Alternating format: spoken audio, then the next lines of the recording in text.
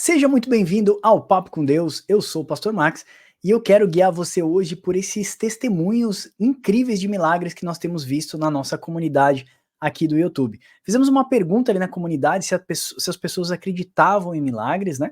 E se elas já vivenciaram algum tipo de milagre, se elas já viram algum tipo de milagre, e recebemos ali uma chuva de pessoas fazendo comentários sobre os milagres. Eu quero compartilhar para aumentar a sua fé.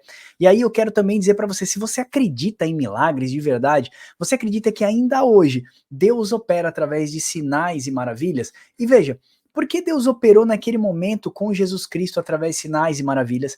Depois, na igreja do primeiro século, porque Deus fez tantos sinais e maravilhas? E será mesmo que os dons e os sinais, os milagres, as maravilhas, eles cessaram? Os dons já cessaram do Espírito Santo? Nós não cremos que os dons cessaram, nós cremos sim que pelo aumento da iniquidade, o amor de muitos já está se esfriando, como Jesus disse, né? Por aumentar a iniquidade, o que é iniquidade? A prática do pecado. Por aumentar a iniquidade, o amor de muitos se esfriaria.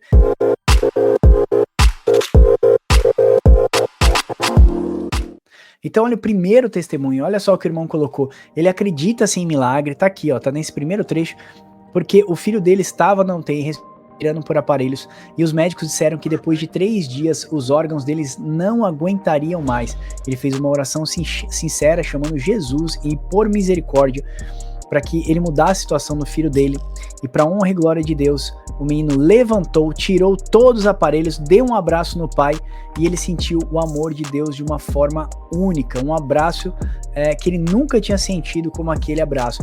Então olha, irmão, primeiro milagre que nós vemos testemunho, o filho dele ali na UTI, né, e os médicos falando, desenganando, falando, só tem 3 dias, se ele não acordar, os órgãos dele não vão aguentar. Olha, esse aqui, irmão, falou muito comigo, porque meu pai era caminhoneiro, tá? Meu pai já foi caminhoneiro. Então ele coloca aqui, ó, deixa eu expandir.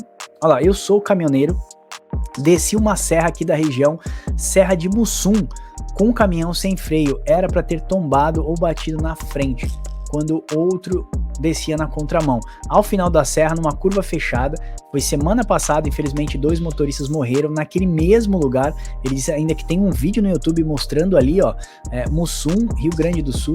Aí ele disse que ele fez aquela mesma curva que tinha morrido 2 pessoas semanas atrás, a 101 km por hora. Irmãos, imagina, ele tava sem freio. Meu pai era caminhoneiro e um motorista do meu pai se acidentou lá na descida de Cubatão, porque perde o freio esses caminhões, eles quebram o freio e ele desce destrambelhado. Ele falou que ele fez aquela curva a 101 km por hora. E ele colocou, e eu não tombei. As rodas traseiras saíram do chão.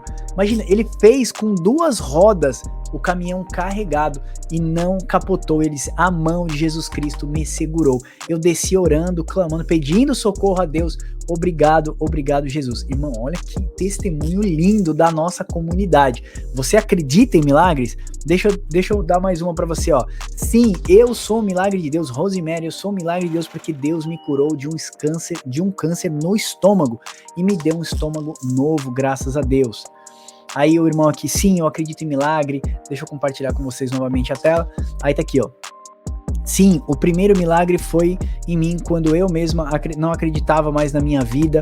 Deus fez um milagre, restando em mim nenhum tipo de pecado, nem bebedice, nem prostituição, depressão, casamento falido.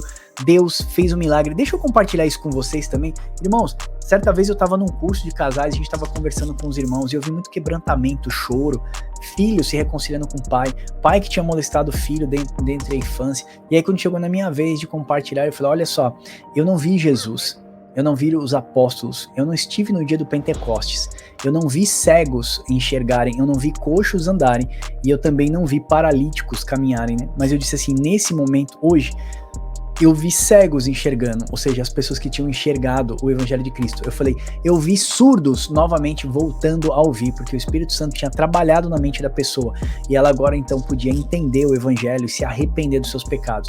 Eu falei assim, eu vi coxos andando, porque eu vi um filho se reconciliando com o pai, depois de ter sido molestado ali pelo pai na sua infância. Então eu falei, eu vi todos aqueles milagres que a Bíblia relata hoje aqui, nessa experiência, nessa roda, e foi assim revelador, foi curador para as pessoas e para mim também que estava ali. Então assim, o milagre ele não é somente físico, irmãos, o milagre ele tá no campo sentimental e espiritual principalmente. Então assim, quantos milagres você já não viu?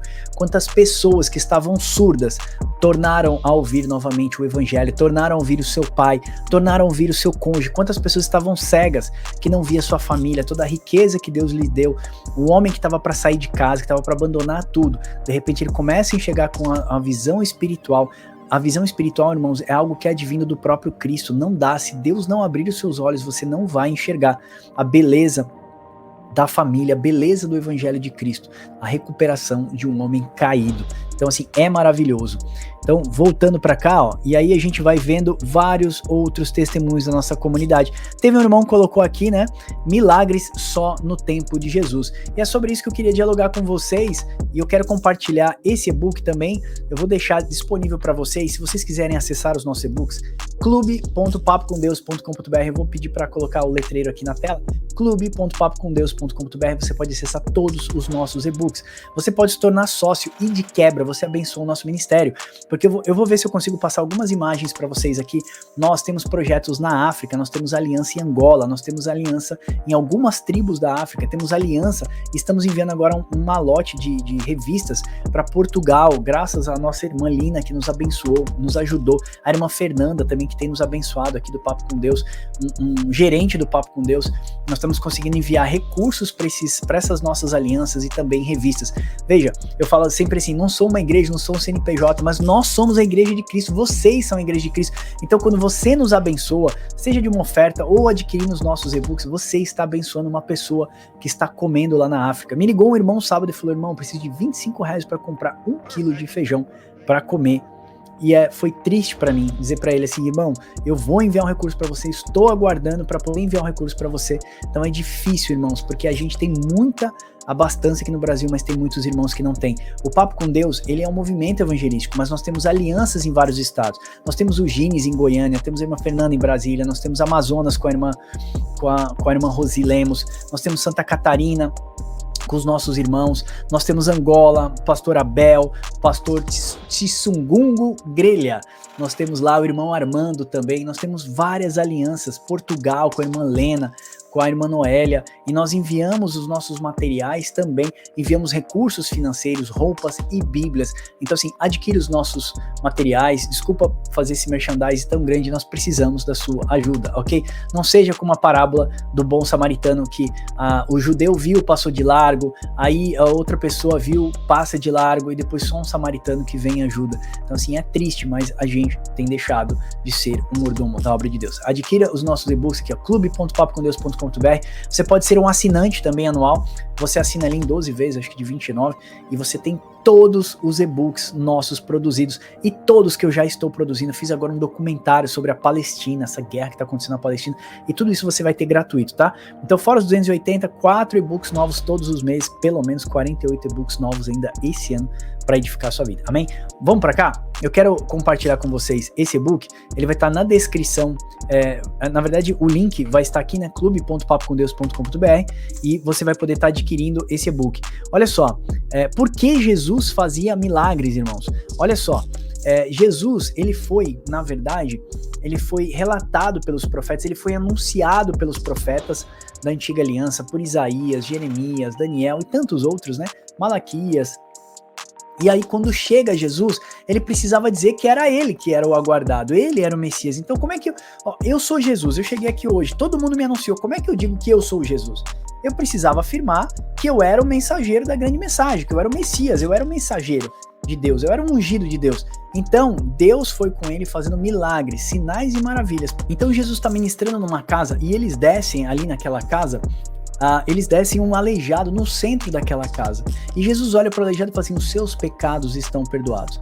Na mente dos fariseus que estavam ali, começa a divagar, dizendo assim, mas quem é esse? Que blasfêmia é essa? Quem é ele que pode perdoar pecados? Então Jesus faz o quê? Ele usa ali uma forma de linguagem para mostrar que é mais fácil fazer a cura daquele coxo do que, na verdade, perdoar pecados. Jesus fala assim, olha só, é mais fácil eu dizer para ele, os seus pecados estão perdoados ou levanta e andas?